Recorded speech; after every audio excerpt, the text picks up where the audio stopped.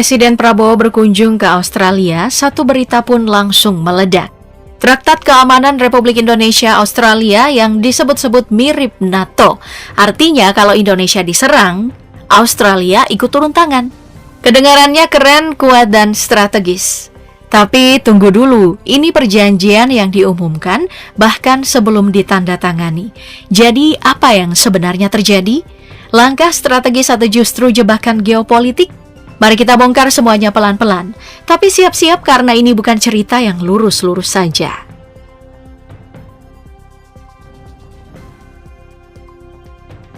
Kenapa pertanyaan ini harus kita ajukan?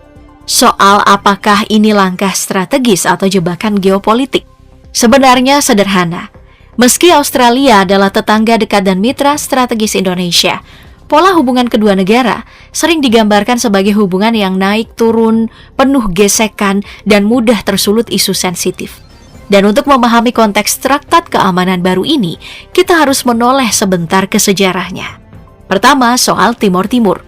Ketika Indonesia ingin mempertahankan Timor Timur sebagai bagian dari wilayahnya, Australia justru menjadi negara yang paling vokal dalam mendukung referendum 1999 yang berujung pada kemerdekaan Timor Leste. Luka diplomatik yang tidak pernah benar-benar hilang. Lalu isu Papua Merdeka. Benar, Australia sudah menegaskan kepada Prabowo kalau mereka tidak mendukung gerakan separatis. Tapi ini sikap yang relatif baru. Rekam jejak sebelumnya jelas, setiap tanggal 1 Desember, aktivis pro-Papua bebas mengibarkan bendera Kejora. Bahkan, pernah didukung pemerintah lokal seperti Balai Kota Leinhart di Sydney. Belum termasuk skandal penyadapan yang pernah dilakukan kedua negara. Semua ini membentuk dinamika hubungan yang rumit.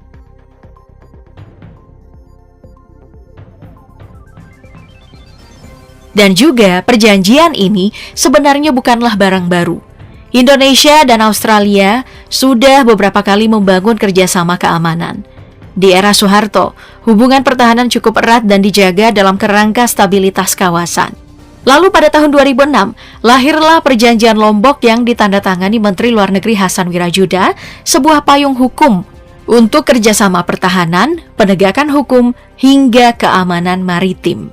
Lalu bagaimana dengan perjanjian yang sekarang? Menariknya, ini belum ditandatangani secara resmi. Presiden Prabowo dan Perdana Menteri Australia, Anthony Albanese, baru menyelesaikan substansi negosiasinya. Penandatanganan baru akan dilakukan pada Januari 2026. Uniknya lagi, justru isi perjanjian sudah diumumkan sebelum dokumennya disahkan, dan disinilah kontroversinya mulai panas. Sekarang, apa isi perjanjiannya? Ada 3 poin utama, tapi poin kedua yang membuat publik langsung membandingkannya dengan NATO. Poin ini berbunyi, kedua negara berjanji untuk berkonsultasi satu sama lain jika terjadi tantangan yang merugikan salah satu pihak atau kepentingan keamanan bersama mereka, dan jika sesuai, mempertimbangkan tindakan yang dapat diambil baik secara individu maupun bersama-sama dan sesuai dengan proses masing-masing pihak. Sekilas ini memang mengingatkan banyak orang pada mekanisme aliansi NATO. Dalam pasal 5 NATO, serangan terhadap satu anggota dianggap serangan terhadap seluruh anggota.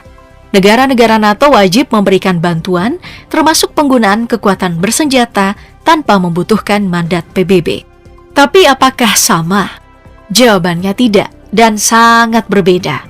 NATO mengikat secara otomatis, sementara perjanjian Indonesia-Australia tidak.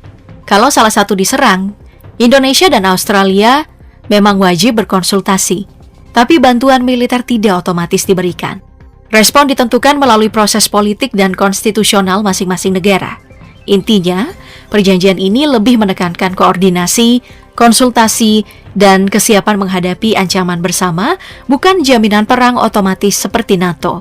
Tapi kenapa banyak yang menyebutnya mirip NATO? Karena penekanannya pada kewajiban konsultasi segera dan keterlibatan bersama saat terjadi ancaman keamanan regional. Dengan kata lain, bukan aliansi penuh, tapi lebih dekat dari sebelumnya.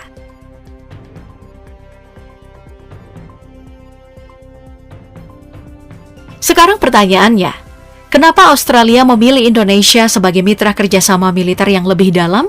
Jawabannya sederhana dan sekaligus kompleks. posisi strategis Indonesia tidak tergantikan. Dari banyaknya selat yang dimiliki Indonesia, ada 4 yang dianggap super strategis dalam peta geopolitik global. Selat Malaka, Selat Sunda, Selat Lombok, dan Selat Makassar. Keempatnya masuk kategori choke point dunia. Artinya, siapapun yang punya akses, pengaruh, dan stabilitas di jalur-jalur ini punya peran besar dalam kelancaran perdagangan, energi, dan pergerakan militer internasional. Australia juga sangat sadar kalau Indonesia berada tepat di utara wilayahnya sebagai jembatan geografis menuju Asia Tenggara. Stabilitas Indonesia bukan cuma penting, tapi merupakan fondasi keamanan nasional Australia. Tanpa Indonesia yang aman dan kuat, Australia akan berada dalam posisi yang jauh lebih rentan. Belum lagi, militer Indonesia yang terus modern dengan alutsista baru yang secara jumlah dan kapasitas berada di atas Australia membuat Indonesia menjadi penangkal alami terhadap potensi ancaman dari luar kawasan. Dari perspektif Canberra, Indonesia yang kuat mencegah kekuatan bermusuhan mendapatkan pijakan di lingkungan terdekat mereka. Situasi pun makin relevan di tengah meningkatnya kehadiran China di Indonesia, baik ekonomi maupun militer. Australia paham untuk mencegah Oseania tetap aman, Asia Tenggara harus stabil terlebih dahulu. Ditambah lagi isu sensitif seperti rumor Rusia yang ingin menggunakan pangkalan udara di Papua, misalnya Lanut Mahunua di Biak. Meski sudah dibantah keras oleh Kemhan dan Kemenlu RI, isu ini cukup bikin Australia waspada. Jadi, lewat perjanjian keamanan ini, Australia dapat satu hal penting, jaminan bahwa Indonesia tidak akan menjadi pangkalan bagi kekuatan besar yang berpotensi mengancam kawasan.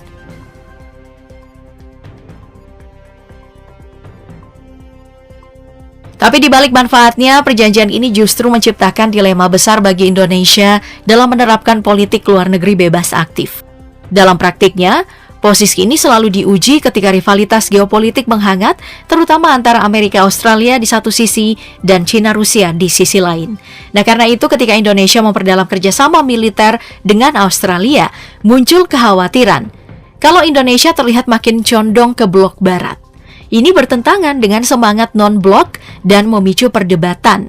Apakah Indonesia masih benar-benar bebas menentukan arah politiknya sendiri? Secara historis, isu seperti ini sangat sensitif dan sering memicu resistensi domestik. Anggota Komisi 1 DPR RI TB Hasanuddin bahkan mengingatkan bahwa kerjasama ini tidak boleh berubah menjadi aliansi.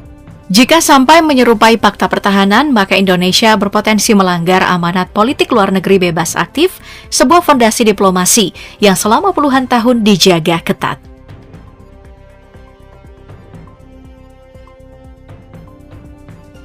Dan ketika masuk ke tahap implementasi kerjasama keamanan Indonesia, Australia tidak sesederhana yang terlihat di atas kertas. Meski dua negara punya tujuan yang sama, stabilitas kawasan prioritas strategisnya pun berbeda. Australia cenderung sejalan dengan agenda Barat ataupun Amerika Serikat dalam menghadapi China, sementara Indonesia tetap menekankan sentralitas ASEAN, otonomi strategis, dan prinsip non-blok. Perbedaan pendekatan ini bisa mempersulit koordinasi jika muncul krisis yang butuh respon cepat. Belum lagi dinamika politik kedua negara bisa sewaktu-waktu mengubah arah hubungan. Di Indonesia, isu kerjasama militer dengan Australia sering jadi topik sensitif dan mudah ditarik ke ranah politik domestik. Di Australia pun sama, hubungan dengan Indonesia kerap mendapat tekanan politik dalam negeri seperti isu mencari suaka, hukuman mati terhadap warga Australia, atau sensitivitas publik soal stabilitas Papua. Semua ini bisa memicu reaksi keras dan menghambat kelanjutan kerjasama keamanan, betapapun strategisnya perjanjian tersebut.